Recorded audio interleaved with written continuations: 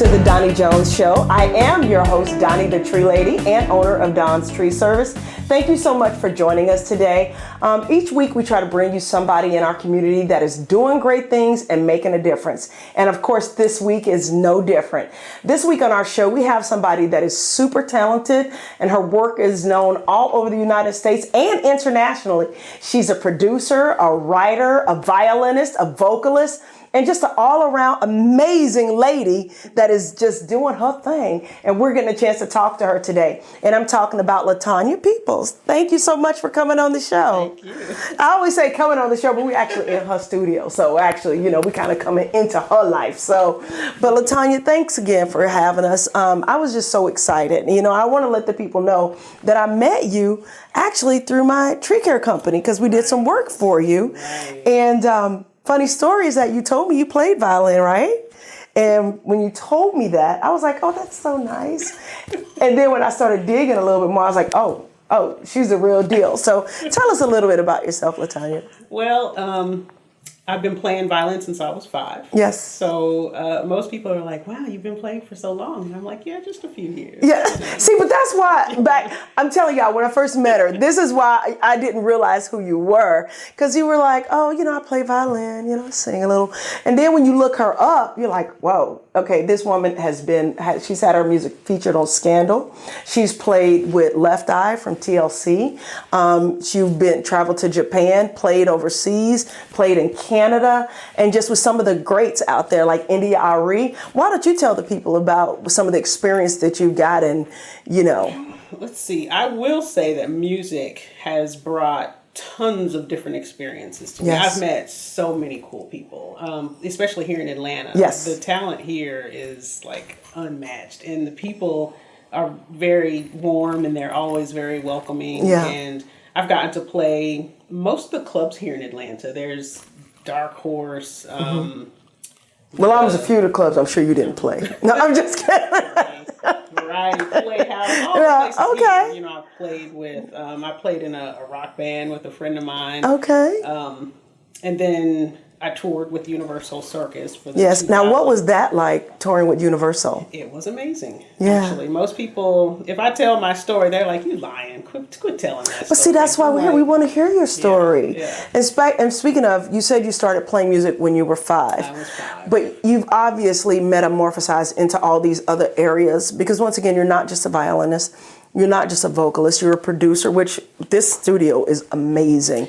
How did you go from being that 5-year-old little girl playing to where you are today?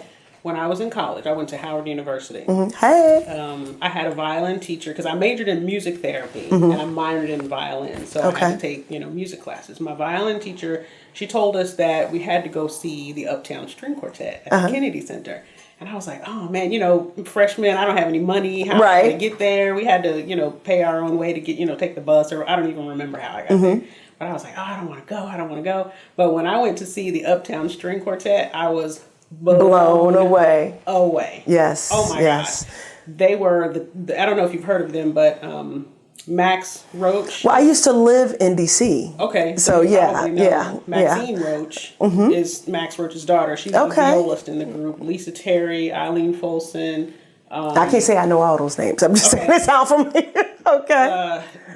Definitely the best thing that ever happened to me at Howard University. And then I hooked up with a couple other students and we started a group called Hue and we were performing and we were doing our own writing.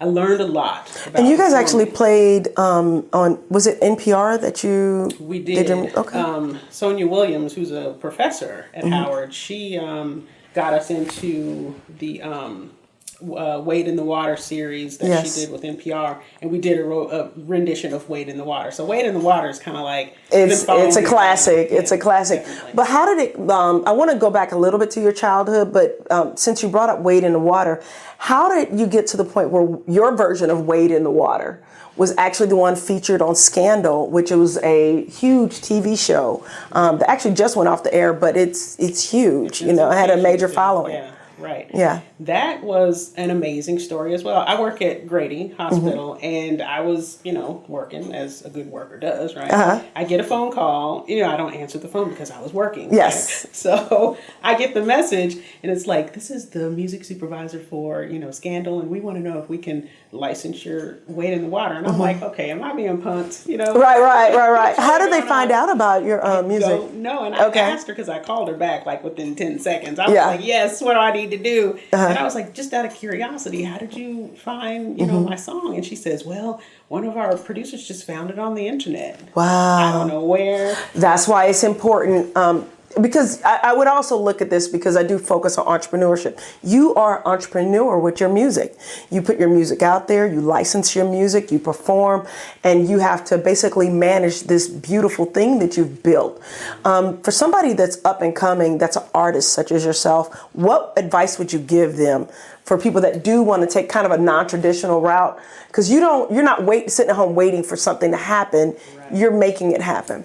I would say the first thing you should do is get organized. I think organization in any business is going to be the first step towards success. That's right. What do you want to do? What is your goal? Right. Have that clear. Yes. And then just be ready. Act like it's already happening. Yes. It's easier to be ready than it is to get ready. That's right. I mean? That's right. So that means write your songs. Write it down, what you write your song. What's the title? What is the BPM? Right. What is the key? Yeah. Metadata is a big deal. It's huge. What genre is it? Put your tags, you know. Also, join a PRO. If you're a musician. Now, what's now, see, I'm not a musician, so what's a PRO? Performing Rights Organization. Okay. So there's BMI, ASCAP, CSAC. I think those are the big ones here. Okay. And I'm a member of BMI. Okay. But join BMI. Every song you write, register with BMI. And that way nobody can come in and take your music, right? Well, that's a copyright issue. So there's 2 steps. You want to copyright it so that nobody can take your stuff. Yes. 2, register it so that when Scandal calls, you can say, oh yeah, I'm registered with BMI because they pay BMI. BMI pays you. Okay. So the PROs are the ones collecting the money. So you're just sitting at home collecting a check, huh? No. I love it. I love it. That is my goal. But seriously, that is an awesome goal, and you're already doing it. Yeah. But going back to your childhood, what was childhood like for you? Childhood was great. My parents did an amazing job, making sure that I had a brother and a sister. They introduced us to everything, every sport you could imagine, swimming, sewing, cooking, music, anything we could think of, we did. Yeah. Music was just something that I enjoyed. My parents knew that I enjoyed that, so they definitely nurtured that. Church was a big part of my life. So a lot of us start in church. Yeah, I was always singing in the choir. I did a lot of performances at the church. So but you have this amazing voice. Did you have to develop your own style, or did it just come out of you one day like, ooh?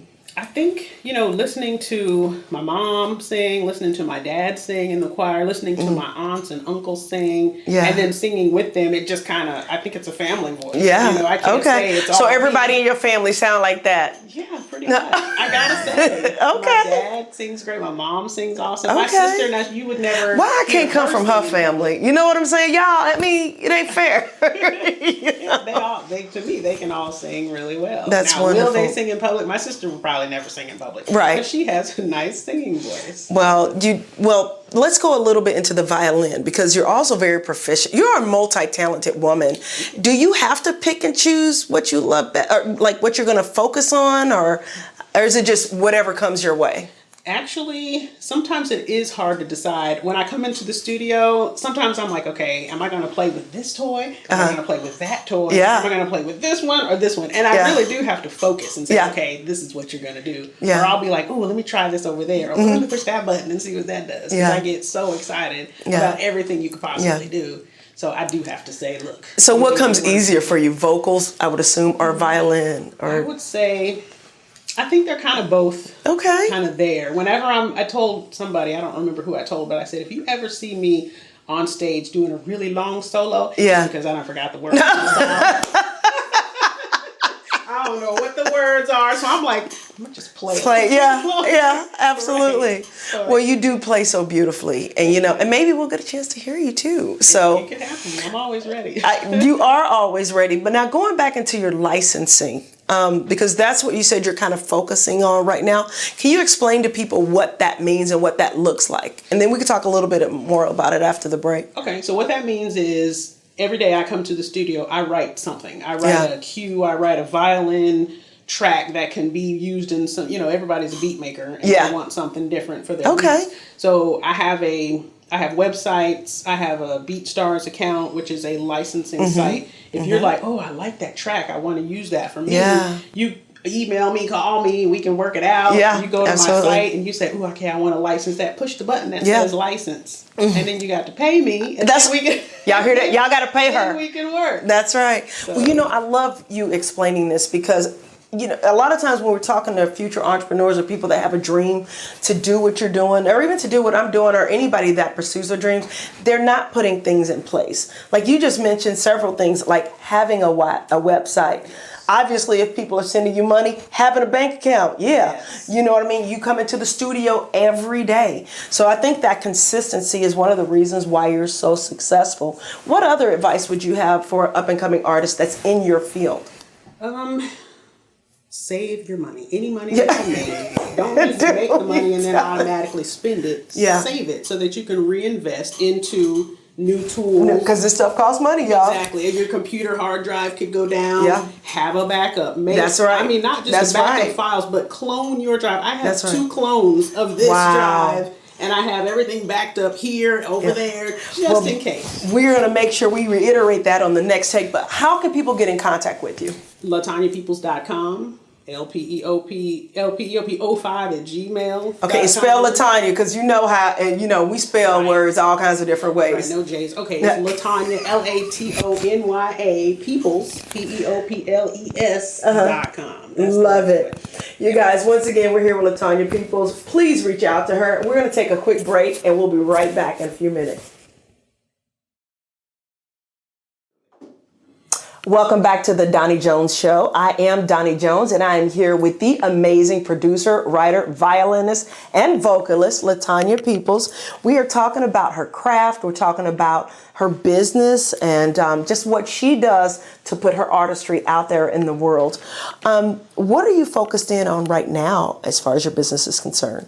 Your artistry, I should say. Right now, my artistry, I am trying to focus on not certain genres, but a certain type of music, which is a cue, so not necessarily writing full songs, which I do as well, but I'm focused on writing musical cues. Now, what does that mean to the layman? Meaning it's maybe a 10-second, maybe a 30-second, maybe a 60-second small song that doesn't have a whole lot going in, so it can fit behind a scene in a reality television show. So you don't want something that's too busy, that's going to cut out the vocals. You don't want to compete with that. So I'm working on urban dramedy cues to be more specific.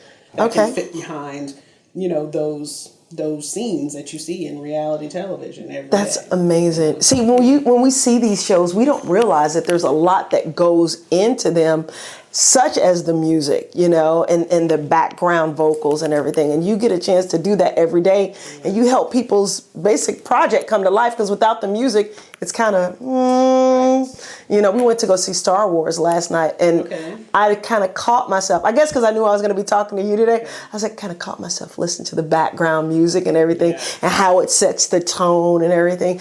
What made you decide to go in that direction? Because that just doesn't seem like something that would just, be available to people.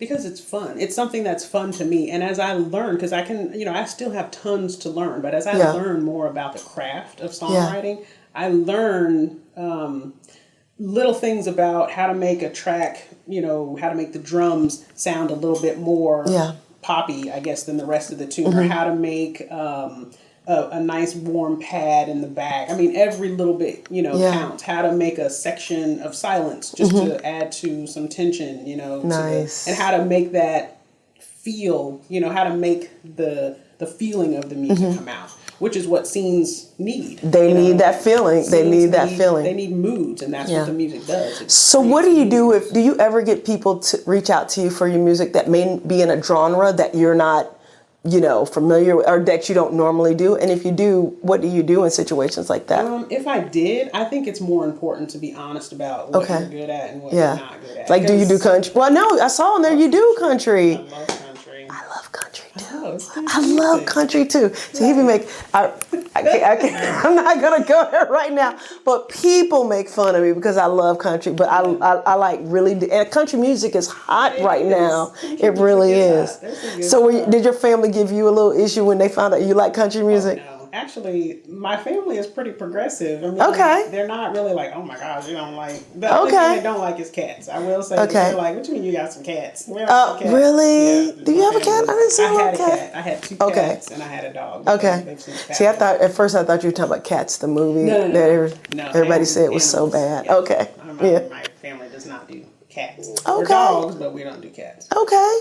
My daughter would be sad to hear that because she's a cat girl. So, But once again, how can the people get in contact with you? Because my whole goal is for people to see what I saw and fall in love with what you're doing and get some of your music. The best way is my website. Okay. LatonyaPeoples.com. Or you can catch me on Facebook, Instagram, Twitter, Bandcamp. What else? Whatever it is. There's TikTok. Are you on TikTok? I am not, but we got to get on TikTok. I watched this guy called, his name is Gary V, and he says, us more mature people, we got to get on there and put out. We'll talk about it offline, but it's supposed to be pretty it's real popular. So I'm gonna be on TikTok before. I know before the end of the day. You catch me on TikTok. There you go. Exactly. Donnie Jones Live on TikTok. We gonna be there by the time this airs. We'll be there. Yeah. I love it. So what's next for you? Next for me is probably I'm gonna put this into the universe. Oprah's gonna call me. I love it. She gonna call me too. Gonna call you too? Right. Yes. Tyler Perry's gonna call me. That's right. And they're gonna be like, "Oh, I heard that track, and I would love for you to, have this track on my." And I'm like, "Yes." So, Super Soul Sunday, Yeah. And she's doing all these events now. Yeah. She needs people to play. You also do opening. Well, maybe not so much now, but you also have been pretty impressive as an opening act for different artists. I will. Now, if Oprah called me and said, "Could you come and play?" I'm not gonna say no. If Janet Jackson needs me to open for her show, I know, right? No. Not at all. Not at all. But that's just not your focus right now. Right. Now, my bags are always packed. I am always ready to go somewhere and do something. Yes. So, but the focus is the focus is writing and producing. And what made you decide to focus more on writing and producing? I think when I started getting more into computers, I've always been into computers and the technical part of things. Yeah. I like taking stuff apart. I like building things. I like seeing how that works and pushing buttons. And that's what it is. That's exactly what you do. And I wanted to make my own CDs. I didn't want to have to go to a studio and pay $1,000. Yeah. I save a whole lot of money. Yeah. Doing my and you've produced your own CDs too. And I would assume people can find your music and find your CDs on the websites that you mentioned. Awesome. Everything that is awesome. Now, what do you say to people that have said that music, because of technology, is not as good as it was back in the day? What do you say to people like that? I do understand what they mean because technology is so advanced. Yeah. And you can do so many things just by pressing a button. But you still have to have some sort of creativity as an artist. I can push all the buttons in the world. Yeah. But a listener is going to know. They're like, well, I got that same sample pack. I can push that button too. Yeah. They're looking for authenticity. Yeah. And you can't get authenticity just from pushing a button. You got to bring yourself. You got to do something. Okay. You got to do something to it. Well, speaking of doing something to it, I watched one of your videos, Wakanda Forever. You got to tell me the story behind that. Because I was like, okay, this girl I saw you tap on something and then it kind of started to loop. Okay. Tell us a story about that song. After I saw the movie, I was just excited about it for like weeks. And I was just, in my mind, everything was just Wakanda. I was like, yeah, I'm Wakanda Forever. Wakanda Forever. Black folks was hype, boy. We was ready to hurt some people. So I'm always playing around with this loop station, and I was like, just coming up with a Wakanda Forever. I was like, well, yeah, I can record this, and it just came out. It was fun. It is good. Have you tried? Are you pushing that out, or is that on one of your CDs? It's available. It's on my sites. Yeah, I saw it. Y'all go see it. You know who need to come? The producers of Wakanda Forever. They need to be reaching out to you. Be like, hey, we need to use that because they're gonna do a Wakanda. I saw Bob Iger, CEO of Disney. He said there is gonna be a Wakanda too. So, that's breaking news, y'all. Donnie Jones show. I'm telling y'all. So. I hear you. So because I'm always trying to bring it back to entrepreneurship, okay? What has been the hardest thing doing what you do now? The hardest thing I would say is keeping up with technology. It's Okay. keeping up with the latest and the greatest. Yeah. You know, there's always some new piece of equipment that's like, ooh, I want that. I want that. But that can mess you up too. Yeah, because, absolutely. you know, you're trying to be creative and you're trying to get your workflow. You're trying to be in the flow, and then Yes. comes a new piece of gear Yeah. that you got to learn. Can you tell us a little bit about the gear you have back here? I mean, you ain't got to go into a whole science thing, but because you've been throwing me off. So, Right. but just Well, point out what you got. Basically, you know, my main, workstation here, I use my DAW, which is Ableton. I use Studio One. This is Machine right now. But this is basically a beat maker. If you're a beat maker, you got to have some kind of beat maker, pads, and so you can do your thing. Yeah. I want to be a beat maker. You are, but no, I beat saw you make beats. Seriously, guys, she's got videos where she's like right in front of you putting a song together. Like you do that. But aren't you afraid that you're going to have people steal your ideas though? That's always a thing that people are like, well, should I put it out online? But Yeah. there's so many people doing so many different things. Yeah. But see, they can't do it like you though. Exactly. So I wanted y'all to go here wade in the water. Y'all can't do it like she did. Right. Even and Wakanda forever. Exactly. Even if you did try to copy what I do, it's not going to be me. Yeah. It's going to be the way you would do it, but it's not going to be me. So I would rather continue to share than be afraid of, okay, somebody's going to take this, somebody's going to take that. I don't Have know. you ever had a situation where somebody did try to use your music and they weren't really supposed to be using it? Okay. Or maybe I just don't know about it. I haven't had a problem. And, I ain't mad at you. I'd have to ask myself, what's more important? Now, if it's, Beyonce making millions of dollars, I'm going to be like, well, "Here's my money." yeah. But if it's a person, that needs my music for their soul, all you have to do is ask. You don't have to steal it. That's true. You don't have to steal it. Yeah. But what do you suggest for somebody that's not as tech? I guess people have to get tech savvy now. But what if you have a musician that's an amazing musician, like you are with the violin, but they may not know all of this stuff?